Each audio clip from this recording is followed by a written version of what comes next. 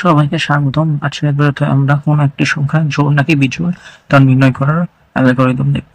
তো চলুন শুরু করা যাক। সর্বপ্রথম আমরা লিখব স্টেপ 1।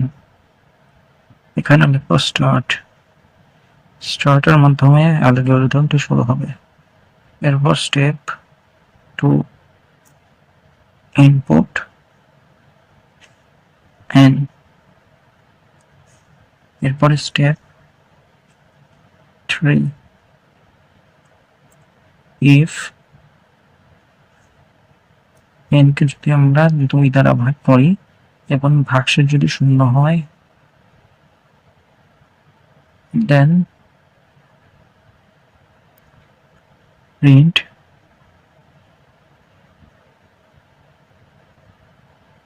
even number।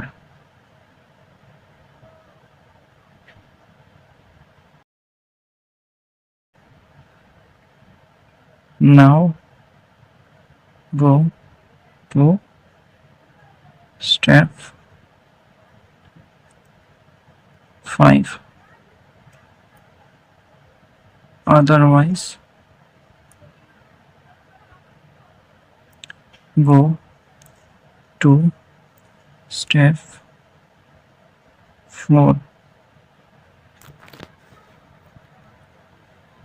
step 4,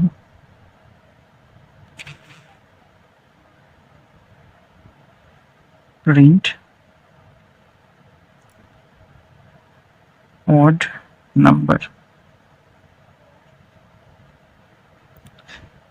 এরপর স্টেপ 5, int। কোন সংখ্যার জোড় নাকি বিজোড় তা নির্ণয় করার জন্য সেই সংখ্যাকে 2 দ্বারা ভাগ করা হয়। ভাগ করার পর যদি ভাগশেষ শূন্য হয় তাহলে সংখ্যাটি হবে জোড় সংখ্যা। তো এখানে লিখছি যদি n কে 2 দ্বারা ভাগ করা হয় এবং ভাগশেষ যদি শূন্য হয় তাহলে প্রিন্ট হবে ইভেন নাম্বার, মানে জোড় সংখ্যা।